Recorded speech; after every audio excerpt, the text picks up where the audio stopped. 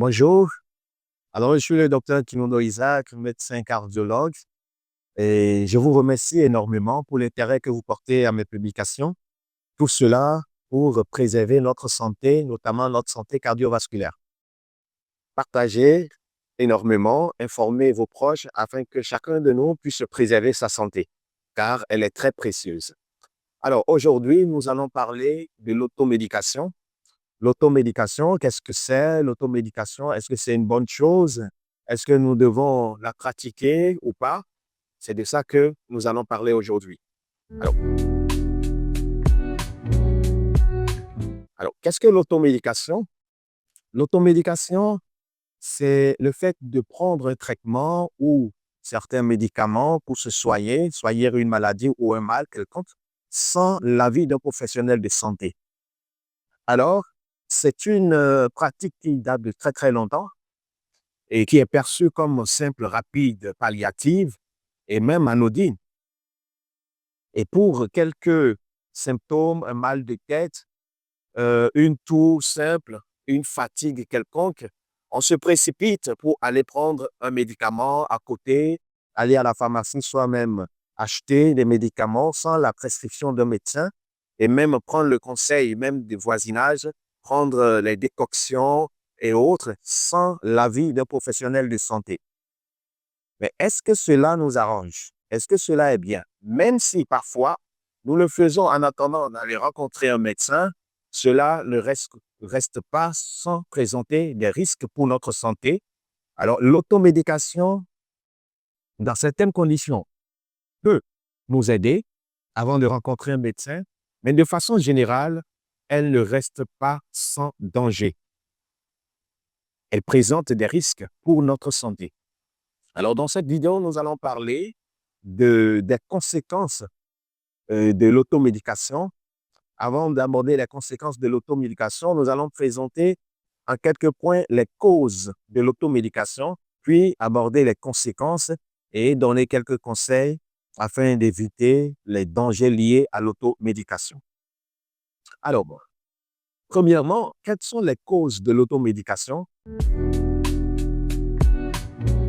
Il y a plusieurs situations, plusieurs causes qui amènent quelqu'un, un patient ou un sujet à prendre des médicaments seuls sans l'avis d'un professionnel de santé. Quelles sont ces causes? Premièrement, c'est la banalisation des signes ou des symptômes d'une maladie.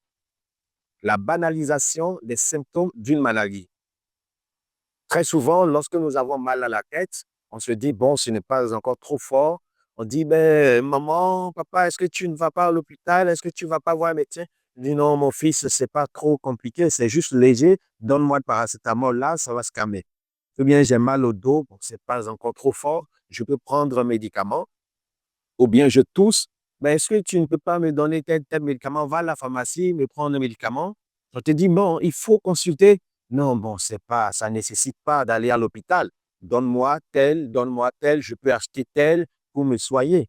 Et c'est comme ça que nous voyons très souvent les signes qui ne se présentent pas euh, de façon bruyante ou de façon brutale. Nous les banalisons parce qu'on pense que ce n'est pas grave, c'est très simple, on peut les soigner seuls. Ça, c'est la première raison. Deuxième cause de l'automédication, c'est le manque de moyens. Je suis un patient, je suis un sujet lambda, je ressens un mal, on me conseille d'aller voir un médecin, mais si je regarde ma poche, l'état de ma poche, je ne pense pas aller payer une consultation. Parfois, c'est peut-être 3 000 francs CFA ou 5 000 francs CFA, mais on n'a pas les moyens pour aller consulter. Et donc, on se dit, pourquoi ne pas chercher tout près une solution au lieu d'aller à l'hôpital puisqu'on n'a pas les moyens. Parfois, ce n'est pas question de consultation, mais vous avez les moyens pour aller consulter, vous rencontrez un médecin et après consultation, vous demande de réaliser des examens pour pouvoir mieux poser le diagnostic et puis entreprendre un traitement. Et lorsque vous regardez les examens et on vous dit les coûts des examens, vous vous dites non, c'est trop, vous n'avez pas les moyens, vous n'êtes pas assuré et donc on rentre chez soi et on commence une automédication. Ou bien même, vous avez pu réaliser les examens, mais vous n'avez pas les moyens pour honorer l'ordonnance, la prescription du médecin. Et donc, on laisse tomber la prescription du médecin et on commence par chercher la solution soi-même. Ça, c'est la deuxième cause. Troisième cause, c'est le manque de disponibilité du personnel de santé. Vous êtes dans une localité, vous n'arrivez pas à trouver un centre de santé ou un hôpital tout près alors que vous souffrez de mal. Le premier réflexe, c'est de chercher une solution qui est tout près, un médicament à côté ou prendre conseil auprès d'un collègue ou d'une connaissance afin de vous soigner parce qu'il n'y a pas un hôpital tout près, il n'y a pas un spécialiste qui pourra vraiment trouver une solution pour vous. Donc, quand vous pensez à cela, et vous savez peut-être que vous avez des kilomètres à parcourir, vous préférez alors vous donner à l'automédication. Il y a une autre cause qui est l'ignorance des risques liés à l'automédication. Beaucoup sont méconnaissants des dangers qui sont liés à l'automédication et d'un coup, ils se lancent. Ce n'est pas un problème de moyens financiers, ce n'est pas un problème de disponibilité personnelle de santé, ce n'est pas un problème de simplification des symptômes, mais simplement parce qu'ils ne savent pas les dangers qui sont derrière l'automédication et ils se lancent dans l'automédication facilement et après, ils rencontrent les dégâts. Et en dernière position, il y a l'influence de l'entourage ou l'influence des connaissances, les voisinages. Ah, mon frère, ben, tu souffres de ceci depuis là, mais moi j'ai pris tel médicament, tiens, prends, et voici, ah ben c'est le même mal de dos là. Il faut prendre ce médicament, ou bien c'est plein de ventre, il faut prendre ce médicament. Ou bien d'autres diront, mais ma grand-mère a mis telle recette, il faut mélanger telle chose, préparer telle et telle, et ça va te faire vraiment un très bon traitement, hein, tu seras soulagé. Et on se lance dedans parce qu'on a entendu parler de tel ou tel. Il y a aussi l'influence de l'Internet.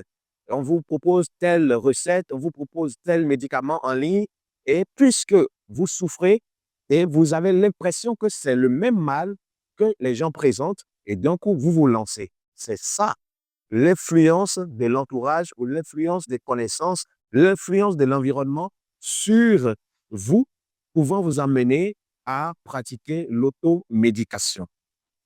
Est-ce que cette pratique est bonne? Cela n'est pas sans risque, car lorsque vous êtes méconnaissant même des dangers que vous courez en pratiquant l'automédication, alors vous allez finir par tomber dans ce piège qu'est les conséquences ou les risques liés à l'automédication. Les conséquences liées à l'automédication. Quelles sont ces conséquences? D'abord, j'aimerais que vous reteniez qu'il y a certaines personnes chez qui c'est indiscutable. Il faut faire très attention. Il ne faut pas chercher à se lancer sur ce terrain d'automédication. Premièrement, il y a des patients qui souffrent de maladies chroniques, qui ont un traitement de longue durée. Là, il faut faire très attention. Il ne faut pas chercher à faire l'automédication, à prendre des médicaments vous-même, apprendre à changer de dosage vous-même. Non. Deuxième personne, les femmes enceintes ou allaitantes, c'est vraiment des personnes très sensibles chez qui il ne faut pas tenter l'automédication. Il y a les enfants et les nourrissons, il faut éviter l'automédication. Il y a les patients polymédiqués, c'est-à-dire les patients qui prennent déjà beaucoup de traitements. Il faut éviter de pratiquer l'automédication. Alors, en dehors de ces patients, de façon générale, les conséquences qui sont rattachées à l'automédication, premièrement, il y a l'intoxication médicamenteuse. Vous savez, lorsque nous prenons un médicament, le médicament est traité au niveau du laboratoire de notre corps, qui est le foie. Ce médicament, après traitement au niveau de ce laboratoire, il y aura une partie qui sera utilisée par l'organisme et tout ça. Il y aura d'autres parties qui seront rejetées après par les reins. Alors, quand vous prenez des médicaments sans l'avis d'un professionnel de santé, vous exposez ces deux types d'organes, notamment le foie et le rein. Donc, si vous prenez un médicament qui n'est pas conseillé et qui semble toxique pour votre organisme, cela va détruire votre foie et cela va détruire vos reins. Vous allez finir par une insuffisance hépatique ou une intoxication hépatique ou une insuffisance rénale et ça va compliquer votre tableau. Il y a des patients qui présentent aussi une allergie à un médicament donné. Mais puisque vous ne vous connaissez pas allergique à ce médicament, vous prenez et vous ramassez les pots cassés. Je vous assure qu'un comprimé de paracétamol peut être dangereux à quelqu'un qui a déjà un problème sous-jacent ou qui est très sensible au paracétamol. Et puisqu'il ne savait pas, il prend un comprimé et voilà des démangeaisons sur tout le corps, la plaie sur tout le corps et on l'amène d'urgence à l'hôpital. Mais pourtant, il dit non, mais c'est simple, c'est un comprimé de paracétamol que j'ai pris. Non, attention. Donc, il y a l'intoxication médicamenteuse que vous pouvez présenter. Deuxième risque, c'est le risque de surdosage. Même si le médecin a fait une prescription pour vous et que vous êtes à la quête d'un soulagement rapide, alors vous prenez 2 comprimés ou 3 comprimés, alors que le médecin vous a recommandé de prendre un seul comprimé par jour, vous courez le risque de surdosage et lorsque vous faites un surdosage, cela peut vous amener encore sur le terrain d'intoxication. Cela peut être dangereux pour les différents organes du corps, notamment le foie et le rein. Alors, troisième risque que vous courez, c'est l'aggravation de votre santé.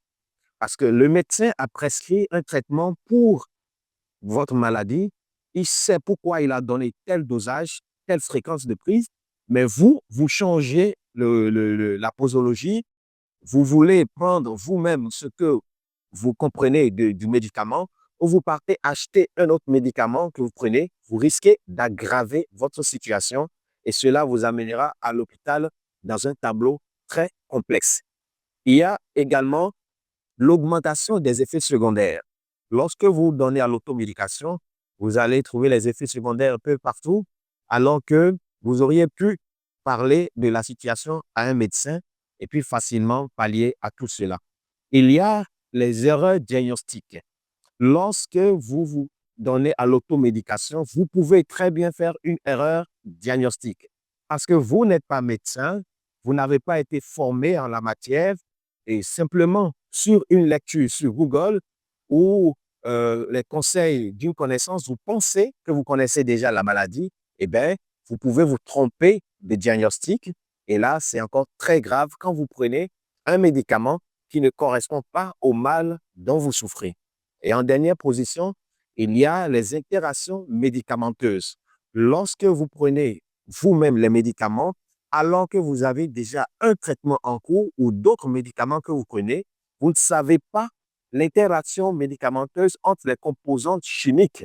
Et donc, en les ingérant, vous pouvez créer tout un autre tableau qui sera catastrophique pour vous. Alors, chers parents, chers amis, chères connaissances, l'automédication est un danger. L'automédication n'est pas sans risque. Il est vrai que dans certaines situations, vous pouvez faire un recours rapide à certains traitements, mais retenez que il faut parler de votre situation à un médecin. Si vous avez un mal de tête, vous avez pris paracétamol 1 jour, 2 jours et vous n'avez pas de soulagement, approchez un professionnel de santé, parlez-lui de votre santé et il vous aidera à trouver la solution. Ceux qui prennent déjà des médicaments, si vous notez des effets secondaires, parlez-en avec votre médecin. C'est à lui d'identifier ensemble, en vous posant des questions, le médicament qui entraîne tel signe et c'est à lui de trouver le substitut pour votre santé. Sinon, si vous pensez que vous pouvez changer, arrêter ou prendre d'autres médicaments vous-même, vous risquez d'aggraver votre situation.